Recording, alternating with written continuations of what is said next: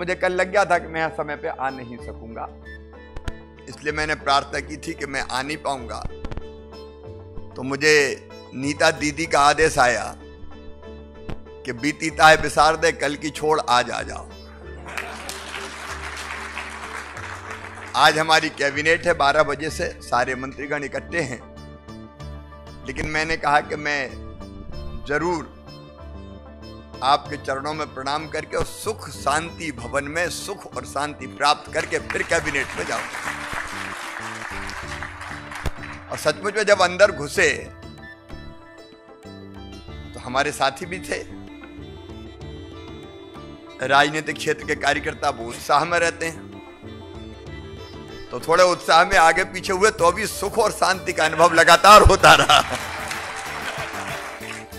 शोर में भी शांति। सचमुच में ये अद्भुत स्थान है। और आप जानते हैं कि शांति तो अंदर से आती है, बाहर का शोर भी शांति को प्रभावित नहीं कर सकता। ये शरीर लेकिन शरीर के मरने पे भी कोई मरता है क्या? शरीर क्षणभंगुर है, नाशवान है, आज है कल नहीं रहेगा, लेकिन तू केवल शरीर नहीं है, तू तो शरीर के अलावा कुछ है। अजर अमर आत्मा, आत्मा को कोई नहीं मार सकता। नैनम छिंदंती शस्त्राणी नैनम दहति पावका, ना चेप क्रियते अंतापो ना शोषयति मारुता। इसे शस्त्र नहीं काट सकते, इसे आग नहीं जला सकती, इसे पानी गीला नहीं कर सकता, इसे हवा सुखा नहीं सकती। अजर अमर अविनाशी शाश्वत सनातन चिरंतर सत्य चित और आनंद सच्चिदानंद, यह है वास्तविक स्वरूप इसका। ये कभी मरती थोड़ी है। और फिर उनने जो आगे बढ़ के कहा, उन्होंने ये कहा कि जो अत्याचार करता है, जो अन्याय करता है, उनको मारना ही क्षत्रिय का धर्म है। कर्म से भग मत। इस दुनिया में कर्म किए बिना कोई नहीं रह सकता। मैं चाहूं तो मैं कोई कर्म ना करूं, लेकिन फिर भी मैं निरंतर बाकी सब कर्म करें इसलिए प्रेरित करता रहता हूं, कर्म कर।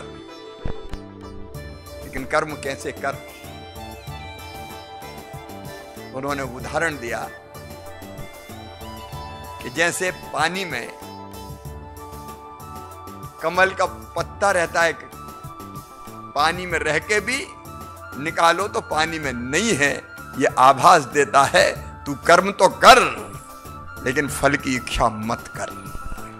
बिना फल की कामना किए कर्मण्यवाधिकारस्ते मां फलेषु कदाचन, केवल कर्म करना तेरे अधिकार में। अरे मित्र तो मित्र होता ही है, लेकिन शत्रु के प्रति भी मित्र का भाव रखे, जो मित्र और शत्रु में समान, जो मान और अपमान में समान है। आदमी और कोई चीज भूल जाए, लेकिन कोई अपमान कर दे तो कहता देखता हूं अभी, वो नहीं सहन कर सकता। लेकिन कृष्ण कहते हैं सम्मान दे तो भी ठीक है, और अपमान करे तो भी ठीक है, उसमें भी समान। शीतोष्ण सुख दुखेषु, जो सुख और दुख में समान। अब आश्चर्य लगता है कि ऐसा कौन होगा जो दुख में दुखी ना हो। वो कहते नहीं, सुख में भी वैसे ही रहो और दुख में भी वैसे ही रहो।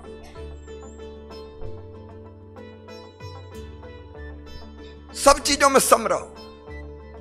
और काय में तुल्य निंदा स्तुति मौनी, निंदा में भी और स्तुति करने, प्रशंसा कर रहे हैं तो गदगद हो गए, गले लगा लिया, अरे तुम तो बहुत अच्छे हो। और कोई ने कह दिया कि नहीं ये तो बड़ा खराब है, तो सत्यानाशी है, तो फिर गुस्सा। कहते नहीं, दोनों में हर परिस्थिति में संतुष्ट है। अनिकेता स्थिर मति, मति स्थिर रहे, किसी स्थान का मोह ना रहे, अनिकेत रहे, वैसा भक्त मुझे प्रिय है। सचमुच में अद्भुत है गीता, अद्भुत।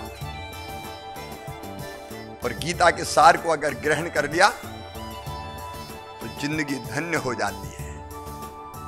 सुख भी नहीं रहता, दुख भी नहीं रहता, केवल आनंद की वर्षा होती है और ओम शांति का मंत्र साकार हो जाता है।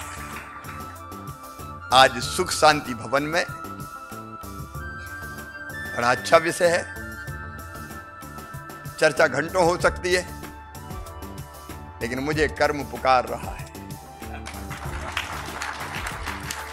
कई फैसले भी करने कैबिनेट में जाके, एक के बाद एक और बैठ के होनी है। इसलिए मैं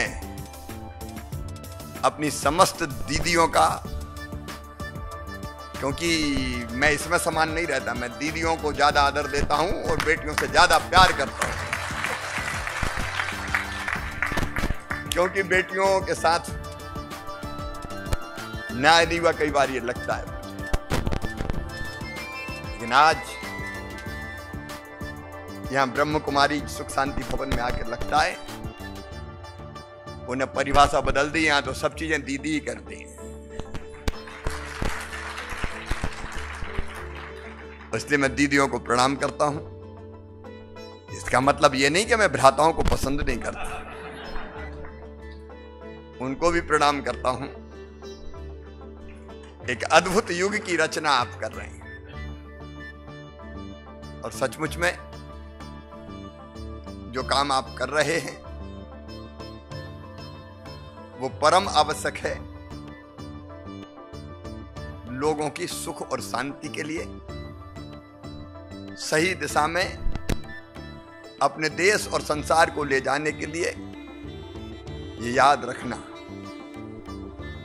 आत्मविश्वास के साथ कह रहा हूं कि आज नहीं तो कल ये होगा कि भौतिकता की अग्नि में दग्ध विश्व मानवता को अपना देश भारत शाश्वत शांति के पथ का दिग्दर्शन कराएगा और उसमें आपका अतुलनीय योगदान रहेगा। आप सबको प्रणाम, नमस्कार, ओम शांति।